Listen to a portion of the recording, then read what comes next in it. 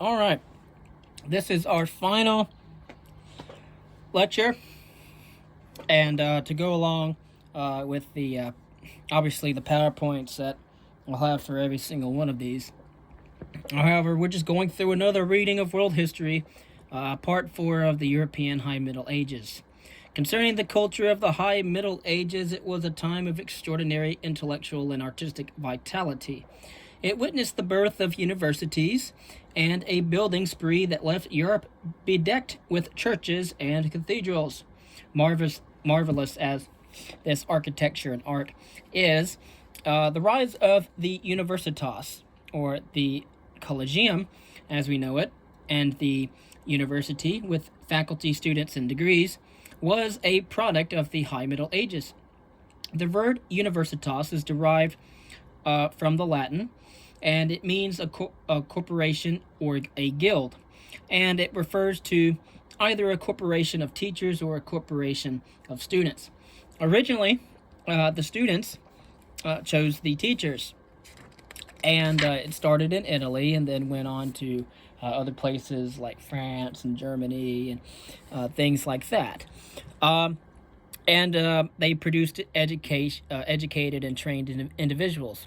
The first European university appeared in Bologna, and again, that was in Italy, where a great teacher named Nereus, from 1088 to 1125, taught Roman law, attracted students from all over Europe. Most of them were laymen, usually older individuals who were administrators for kings and princes, and were eager to learn about more law so that they could apply it in their own jobs. To protect themselves, students at Bologna formed a guild, or universitas, which was recognized by Imperator Frederick Barbarossa and given a charter in the year 1158. Kings, popes, and princes soon competed to found new universities, and by the end of the Middle Ages, there were 80 in Europe, and most of them in England, France, Italy, and Germany. And again, that was 1158 when the first charter was given and recognized by Frederick Barbarossa in the year 1158, so around the middle of the 12th century. University students, all men of course at the time, since women did not attend universities in the Middle Ages, and it began, once it began, the students started to study with the traditional liberal arts curriculum, which consisted of grammar, rhetoric, logic, arithmetic, geometry, music, and astronomy. And then it would go into the trivium and quadrivium. But nevertheless, the liberal arts traditionally included a curriculum of grammar, rhetoric, logic, arithmetic, geometry, music, and astronomy. Teaching was done by the lecture method. The word lecture is derived from the Latin verb for read. Before the development of the printing press in the 16th century, or 15th century rather, books were expensive and few students could afford them. So teachers read from a basic text, such as a collection of laws if the subject was law, and then added their explanations. No exams were given after a series of lectures, but when a student applied for a degree, he was given a comprehensive oral examination by a committee of teachers. The exam was taken after a 4 or a 6 year period of study, and the first degree a student could earn was a Bachelor of Arts. Later, he might receive a Master of Arts degree, like I have. So, most of the time, the only reason people would go to these colleges was to study either law, medicine, the bishopric, which was ecclesiastical in nature, and then what else was there? To study law, to be a judge, to study religion, to be a theology, to be a priest, to study medicine, to be a doctor, and there's one other one, but I'm forgetting it at the moment. And so After completing the liberal arts curriculum, a student would go on to study law, medicine, or theology, as I've already said. This last was the most highly regarded subject at the medieval university, and that the study of any of these three disciplines could take a decade or more. A student who passed his final oral examinations was granted a doctor's degree, which officially enabled him to teach his subject. Students who received degrees from medieval universities could pursue other careers besides teaching that proved to be much more lucrative. A law degree was necessary for those who wished to serve as advisors to kings and princes. The growing administrative bureaucracies of popes and kings also demanded a supply of clerks with a university education who could keep records and draw up official documents. Universities provided the teachers, administrators, lawyers, and doctors for medicine in medieval society. The importance of Christianity in medieval society made it certain that theology would play a central role in the European intellectual world. Theology, the formal study of religion, was queen of the sciences in the new universities, although today it is not considered a science. Theology was my second degree. My first degree was in the liberal arts. My second degree was in theology, and my third degree was in history, and now working on my fourth degree in ancient history and archaeology. But nevertheless, beginning in the 11th century, the effort to apply reason, or what is called logical analysis, to the church's basic theological doctrines had a significant impact on the study of theology. The philosophical and theological system of the medieval schools is known as scholasticism. Scholasticism tried to reconcile faith and reason, to demonstrate that what was accepted on faith was in harmony with what could be learned by reason.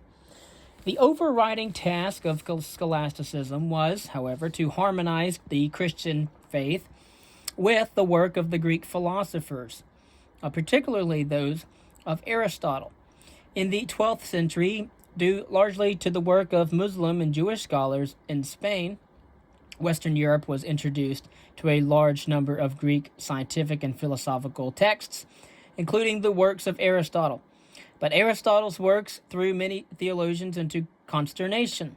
Aristotle was so highly regarded that he was called the philosopher, yet he had arrived at his conclusions by rational thought, not by faith, and some of his doctrines contradicted the teachings of the church. The most famous attempt to reconcile Aristotle and the doctrines of Christianity was that of St. Thomas Aquinas. Aquinas, from 1225 to 1274, so he existed during the 13th century, and he is best known for his what's called Summa Theologica, or Summa of Theology, or Summation of Theology. I've read it. I've read most texts by ancient, medieval, modern, and some contemporary philosophers, and even those of the pre-Socratics. Nevertheless, a summa was a compendium of knowledge on a given subject. Aquinas' masterpiece was organized according to the dialectical method of the scholastics. Aquinas first posed a question, cited sources that offered opposing opinions on the question, and then resolved the matter by arriving at his own conclusions. In this fashion, Aquinas raised and discussed some 600 articles. Aquinas' reputation derives from his masterful attempt to reconcile faith and reason. He took it for granted that there were truths derived by reason and truths derived by faith. He was certain, however, that the two truths could not be in conflict. The natural mind, unaided by faith, could arrive at truths concerning the physical universe. Without the help of God's grace, reason alone could not grasp spiritual truths, such as the Trinity, which in Christian theology was simply the manifestation of God in three separate yet identical persons, Father, Son, and Spirit. Or the Incarnation, for example, which in Christian theology is Christ's simultaneous identity as God and human. And then part of the culture of the High Middle Ages is the Romanesque architecture at the time. The 11th and 12th centuries witnessed an explosion of building on a massive scale, and both private and public. The construction of castles and churches absorbed most of the surplus resources of medieval society and, at the same time, reflected its basic preoccupations: God and warfare. And we'll touch on the Crusades in a little bit. The churches were by far the most conspicuous of the public buildings. The cathedrals of the 11th and 12th centuries were built in the Romanesque style. It was prominent at the time, examples of which can be found in Germany, France, and Spain. Romanesque churches were normally built in the basilica shape used in the construction of churches in the late Roman Empire. Basilicas were rectangular churches with flat wooden roofs. Romanesque builders made a significant innovation, however, by replacing the flat wooden roof with a very long round stone vault called the barrel vault, or a cross vault where two barrel vaults intersect.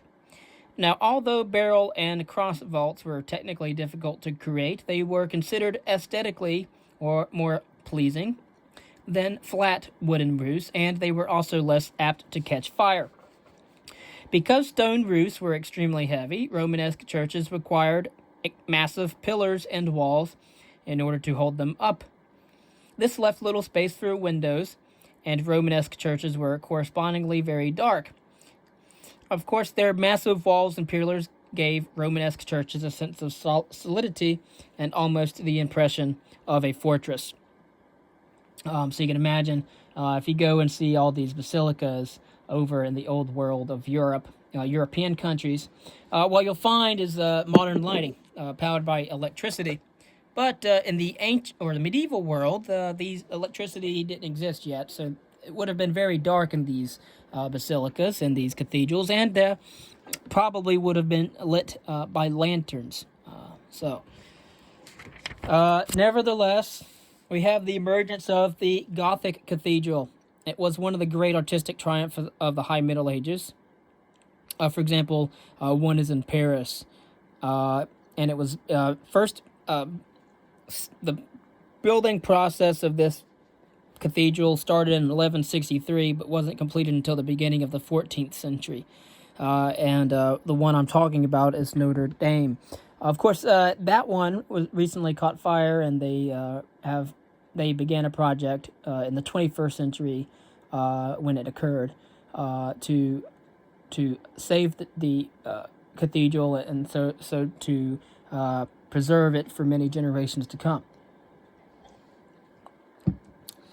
In the 12th century, the cathedral, you'll find the cathedral, and it was brought to perfection in the 13th century. The Gothic cathedral remains still one of the greatest artistic triumphs of the High Middle Ages. Soaring skyward as if to reach heaven itself, it was a fitting symbol for the medieval people's preoccupation with God at the time.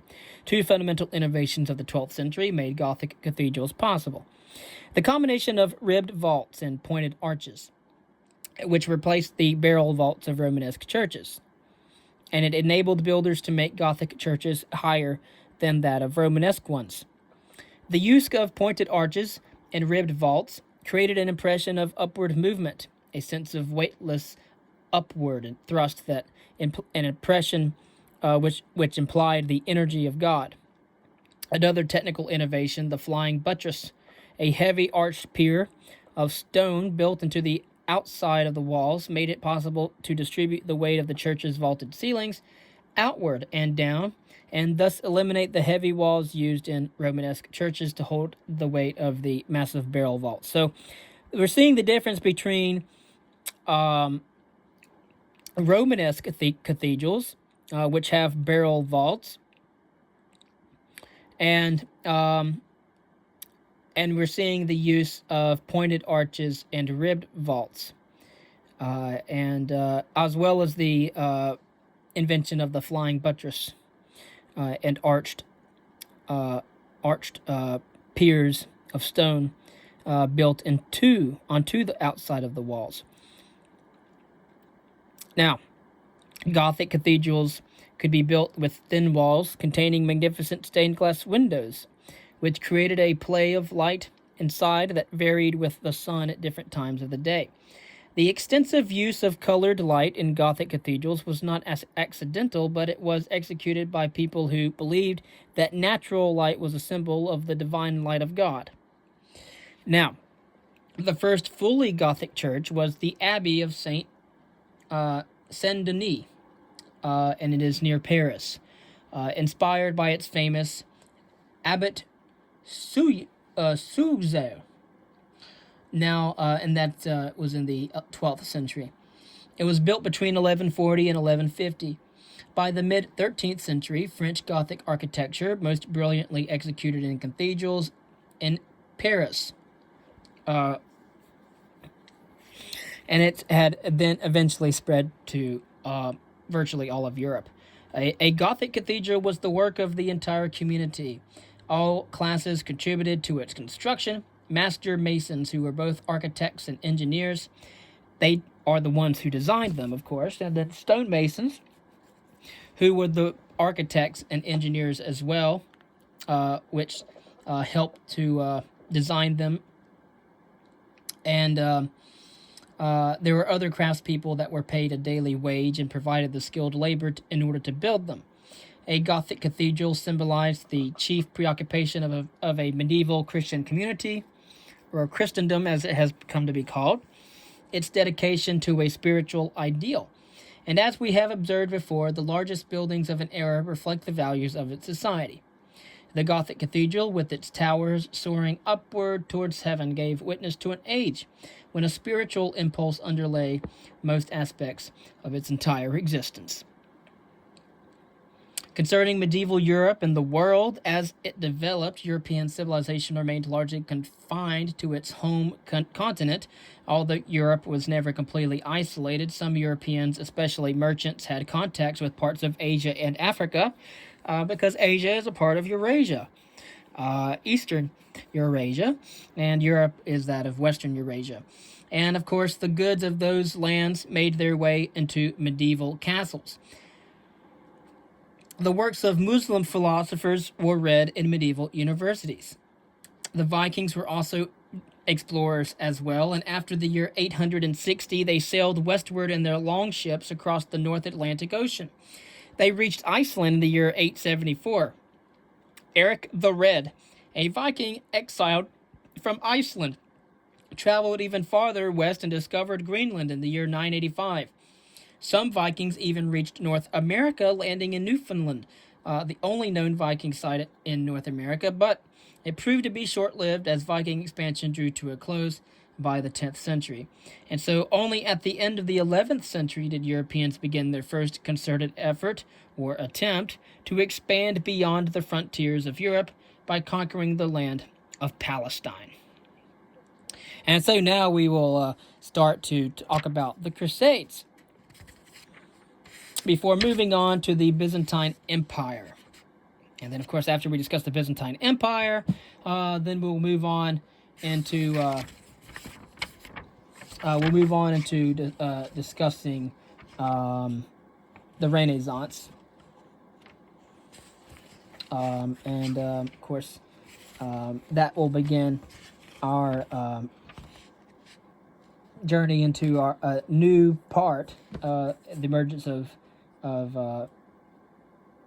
globalization, or at least the age of exploration, the age of colonization, and in creating a world market, if you will, from 1500 to 1800, or 1500 to 1900. We start to see the interconnection between three continents, that of Europe, Africa, and the Americas, and the triangular trade, as well as the Atlantic slave trade as well, and we'll get into all of that later on.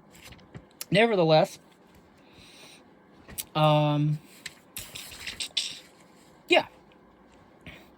the Crusades were based on the idea of a holy war against infidels or unbelievers. Christian wrath against Muslims had already found some expression in the attempt to wrest Spain from the Moors and the success of the Normans in reclaiming Sicily. At the end of the 11th century, Christian Europe found itself with a glorious opportunity to go after the Muslims when the Byzantine Emperor Alexius I asked Pope Urban II for help against the Seljuk Turks. The Pope saw this as a chance to rally the warriors of Europe for the liberation of Jerusalem and the Holy Land of Palestine from the infidels. The holy city of Jerusalem had long been the focus of Christian pilgrimages.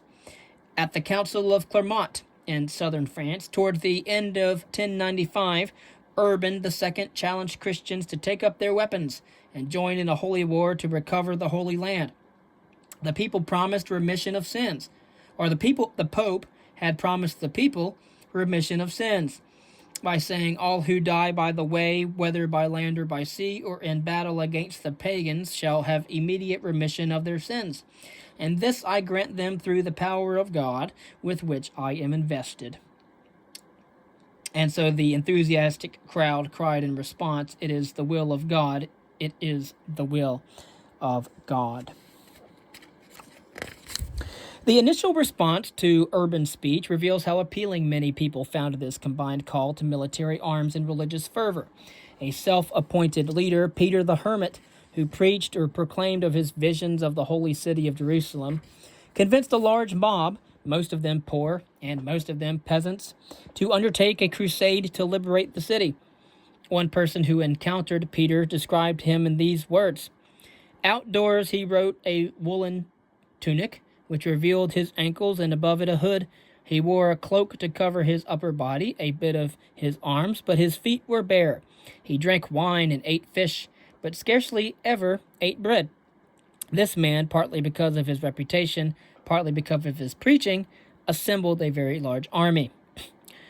This peasants' crusade, or the Crusade of the Poor, consisted of a ragtag rabble that moved through the Balkans, terrorizing natives and looting for their food and supplies. Their misplaced religious enthusiasm led to another tragic byproduct as well: the persecution of the Jews, long pictured by the church as the murderers of Christ. As a contemporary chronicler described it, they persecuted the hated race of the Jews wherever they were found. Two bands of peasant crusaders, led by Peter the Hermit, managed to reach Constantinople. The Byzantine emperor wisely shipped them over to Asia Minor, where the Turks massacred the undisciplined and the poorly armed mob. Pope Urban II did not share the wishful thinking of the peasant crusaders, but he was more inclined to trust knights, who had been well trained in the art of war. 3 organized crusading bands of noble warriors, most of them French, made their way eastward. The crusading army probably numbered about several thousand cavalry and as many as 10,000 infantry. After the capture of Antioch in the year 1098, much of the crusading host proceeded down the Palestinian coast, evading the well-defended coastal cities, and reached Jerusalem in June of 1099. After a 5-week siege, the holy city of Jerusalem was taken amid a horrible massacre of the inhabitants, men, women, and children, just as it was in the Old Testament. After further conquest of Palestinian lands, the Crusaders ignored the wishes of the Byzantine emperor and organized 4 Latin Crusader states. Because the Crusader kingdoms were surrounded by Muslims hostile to them, they grew increasingly dependent on the Italian commercial cities for supplies from Europe. Some Italian cities, such as Genoa and Pisa, and especially that of Venice, grew very rich and powerful in this process. And so then we see the construction of the Doge Palace in Venice. But it was not easy for the Crusader kingdoms to maintain themselves. Already by the 1120s, the Muslims had begun to strike back. The fall of one of the Latin kingdoms in the year 1144 led to renewed calls for another crusade, especially from the monastic firebrand Saint Bernard of Clairvaux. He exclaimed, "Now on account of our sins, the enemies of the cross have begun to show their faces. What are you doing, you servants of the cross? Will you throw to the dogs that which is most holy? Will you cast pearls before swine?" Bernard of Clairvaux even managed to enlist 2 powerful rulers, but their second crusade proved to be a total failure. The Third Crusade was a reaction to the fall of the Holy City of Jerusalem in the year 1187 to the Muslim forces under Saladin. Now all of Christendom was ablaze with calls for a new crusade. 3 major monarchs agreed to lead their forces in person: Emperor Frederick Barbarossa of Germany, Richard I the Lion-Hearted of England, who ruled England for about 10 years, from 1189 to 1199, and Philip II Augustus, King of France. Some of the Crusaders finally arrived in the Holy Land by 1189, only to encounter problems. Frederick Barbarossa drowned while swimming in the local river, and his army quickly disintegrated. The English and the French arrived by sea and met with success against the coastal cities, where they had the support of their fleets. But when they moved inland, they failed very miserably. Eventually, after Philip went home, Richard the Lion-Hearted negotiated a settlement whereby Saladin agreed to allow the Christian pilgrims free access to Jerusalem. And then we have the later Crusades. After the death of Saladin in the year 1193, Pope Innocent III initiated the Fourth Crusade. On its way east, the crusading army became involved in a dispute over the succession to the Byzantine throne. The Venetian leaders of the Fourth Crusade, again, people from Venice, saw an opportunity to neutralize their greatest commercial competitor, the Byzantine Empire.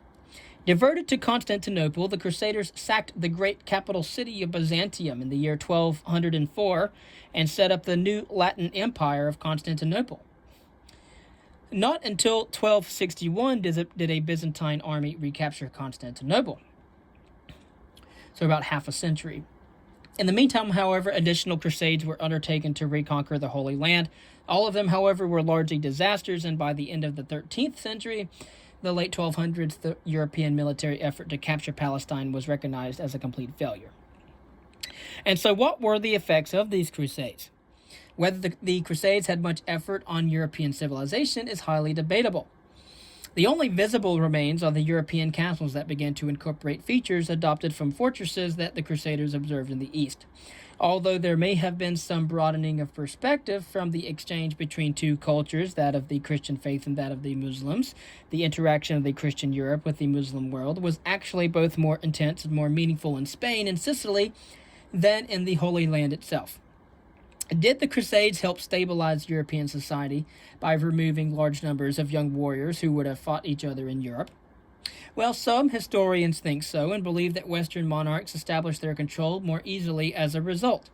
There is no doubt that the Crusades did contribute to the economic growth of the Italian port cities, especially that of Pisa and Venice, but it is important to remember that the growing wealth and the population of 12th century Europe had made the Crusades possible in the first place.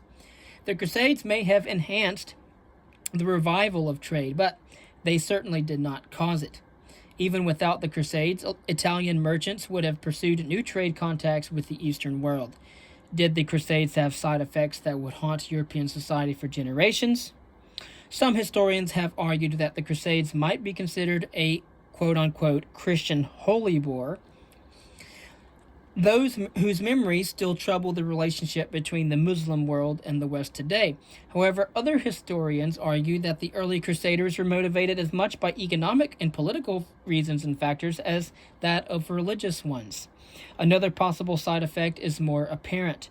The first widespread attacks on the Jews began with the Crusades, and as some Christians have argued, to undertake holy wars against infidel Muslims while the, quote, murderers of Christ ran free at home was unthinkable. With the Crusades, the massacre of Jews became a regular feature of medieval European life. And so that ends our fourth part to conclude our history of the European High Middle Ages. In the European kingdoms, all right, the Norman conquest is completed in 1066. From 1066 to 1087, William the Conqueror is ruling, and all of this is in England. In 1154 to 1189, Henry II is ruler of England. From 1199 to 1216, John is King of England. And from 1272 to 1307, Edward I is King of England. In France, from 1180 to 1223, Philip II Augustus is King of England. And then in 1285 to 1314, Philip IV is King of England. Concerning Germany, or Deutschland, and the Holy Roman Empire, from 936 to 973, Otto I is King of England, the first king of the Holy Roman Empire. From 1056 to 1106, Henry IV is king. From 1152 to 1190, Frederick I is king. And from 1212 to 1250, Frederick II is king.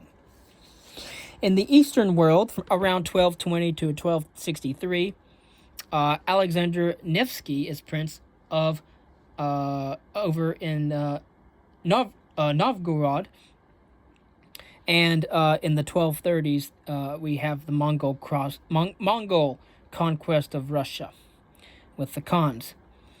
There were four crusades. The first crusade started in 1096 and ended in 1099. The second crusade started in 1147 and ended in 1149. The third crusade started in 1189 and ended in 1192. And the fourth crusade, which was the sack of Constantinople, was in the year 1204. In our next